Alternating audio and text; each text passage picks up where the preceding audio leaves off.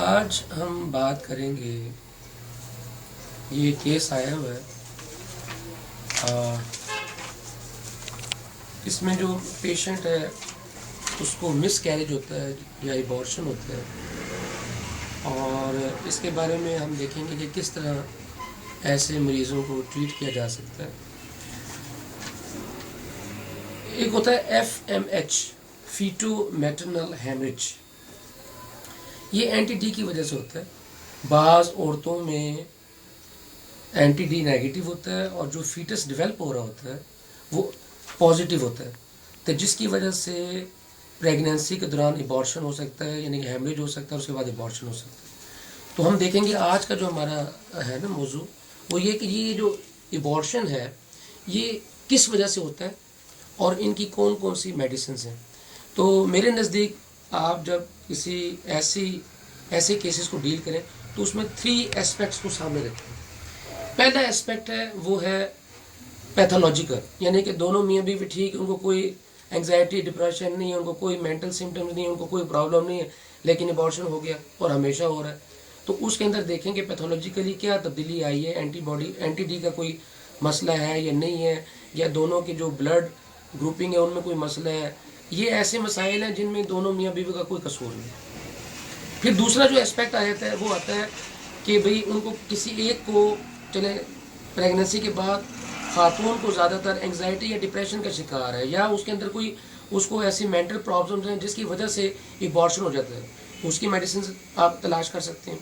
और तीसरी जो है उसमें वो आप देखते हैं कि भाई उसको कोई ब्लीडिंग होगी, या कोई वो उसको चोट लगी है, उसको कोई फिजिकल प्रॉब्लम ऐसी आई है, यूटेरस की कोई ऐसी फिजिकल शेप है, या कोई ऐसा मसला है जिसकी वजह से एबॉर्शन हो सकती है। तो ये जो केस मैंने आपको बताया है, ये देख लें आप, इसमें स्पर्म टेस्ट हुआ है, और ये यहाँ पर आप देख लें कि ये फीमेल्स का मुकम्मल तौर पर डायग्नोज किया गया है, और उस पर उनकी मेडिसिन लिखी हुई हैं कि क्या क्या इसको दिया गया है। ये एलोपैथी केस आया है हमारे पास, और ये लिखा गया कि क्या क्या इसके अंदर मेडिसिन दी गई। तो मेरे नज़दीक सबसे पहले ऐसे मरीज़ों को आप पहले उसका पैथोलॉजिकल टेस्ट करवा लें, और पैथोलॉजिकल टेस्ट में अगर उसको ये प्रॉब्लम आ रही है तो यकीनी तौर पे वो एंटी डी और जो भी उसके वैक्सीन्स होती हैं वो लगवाना ज़रूरी होता है, वो बेहतर है। अच्छा, अगर वो आप होम्योपैथिक पे जाते हैं तो हमारे पास सबसे पहले जो मेडिसिन आती है वो है सिफलिनम। CM ताकत में मैं देता हूँ पहले, और इससे कई दफ़ा ऐसा होता है कि इस किस्म के जो एबॉर्शंस हैं वो ख़त्म हो जाते हैं और वो ठीक हो जाते हैं। इसके अलावा आप थूजा, ये हैं थूजा और सिफलिनम मियाज़मेटिक मेडिसिन। ट्यूबरकुलिनम, ये जो तीसरी मेडिसिन, ये भी कभी कभी मैं देता हूँ, जिनमें हिस्ट्री पाई जाए, उनकी फैमिली के अंदर हिस्ट्री पाई जाए, TB की हिस्ट्री मेल या फीमेल की तरफ से हिस्ट्री जो मौजूद हो तो वो देख लेते हैं। मियाज़मेटिक हम ट्रीटमेंट में स्टार्ट करते हैं, ये 3 दवाइयाँ। इसके अलावा अगर आप देखें फिर हमारे पास होम्योपैथिक में कुछ दवाइयाँ जो कि आप देखते हैं कि ना 3 मंथ्स के बाद हो रहा है, 6 मंथ्स के बाद हो रहा है, 7 मंथ के बाद हो रहा है, किस महीने के बाद ये एबॉर्शन होता है, तो उसकी कुछ स्पेसिफिक मेडिसिन हैं, जैसे स्पाइना है और एप्पल्स है। ये आप समझ लें कि 3rd मंथ की मेडिसिन है। ब्लीडिंग होती है, ब्लीडिंग होने के बाद एबॉर्शन हो गया है या मिस कैरेज हो गया, और वो उसकी आप समझ लें कि ये ऐसी मेडिसिन जो है इनकी स्पेसिफिक हमारी रिपर्टरी के अंदर मेडिसिन मौजूद है।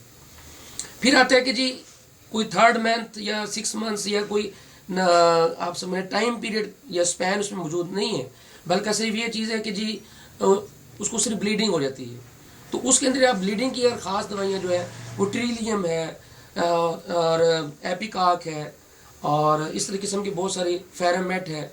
ये मेडिसिन हैं जो कि अगर सिर्फ ब्लीडिंग की वजह से ऐसा मसला हो रहा है तो आप वो उसको कंसिडर करें और अकॉर्डिंग टू द सिम्टम दें।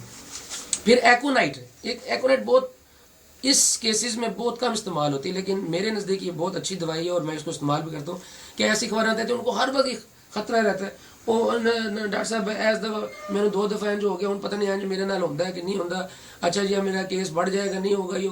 तो ऐसे केसेस में मैं एकोनाइट CM जो है ना उससे सिलिफलिनम CM पहले दिन देता हूँ, और उसके बाद दूसरे दिन से मैं एकोनाइट CM की 1 या 2 डोजेज देता हूँ, जिससे उसका जो है ना मसाइल जो है वो फियर वाले जो है वो तकरीबन ख़त्म हो जाते हैं। फिर हम कह सकते हैं कि भाई ये जो एक होता है कि जी कोई पता नहीं चल रहा, कॉज पता नहीं चल रहा खास, और हैबिचुअल है, हर दफ़ा ही कोई ना कोई उसको मसला हो जाता है, हर दफ़ा ही कोई ना कोई प्रॉब्लम हो जाती है। उसमें आप देख लें कि उसकी यूट्रस की वीकनेस हो सकती है, खातून पतली हो सकती है, छोटी हो सकती है, कमज़ोर हो सकती है। ऐसे केसेस में आप जो है वो कालोफाइलम है, एलिट्रस फेरिनोसा है, ये अद्वियात आप दे सकते हैं। और जो मैंने अभी पहली बात की थी कि जहाँ पर एंग्जाइटी और डिप्रेशन का मसला, एंग्जाइटी और डिप्रेशन में आप देंगे कैमोमिला, बैक्टीशिया, और बाज़ का ये जो एक बहुत अच्छी दवाई मैं आपको बताने लगूँ जो बहुत कम लोग इस्तेमाल करते हैं और किसी को शायद पता भी ना हो, कि वो ये है कि जी बाज़ का फीटस जो है ना वो सीज्ड हो जाता है, उसका साइज सीज हो जाता है, सूख जाती है और ख़त्म हो जाती है। वो कहते हैं जी बच्चा सूख गया जी, उन्होंने कटवाना पैना, ये हो गया फलो। बहुत बड़ी दवाई है थायरोडीन। तो अद्वियात का बताने का मकसद ये होता है कि ये एवं आपने इस्तेमाल शुरू नहीं कर देना, ये आपने सिम्टोमेटिक दवाई देनी है और उसकी साइंस देखें, उनकी पैथोलॉजी देखें, उनकी हिस्ट्री देखें और उसके मुताबिक ये कुछ सेट ऑफ मेडिसिन आपको मैंने बताई हैं जो कि अमूमन इस्तेमाल होती हैं।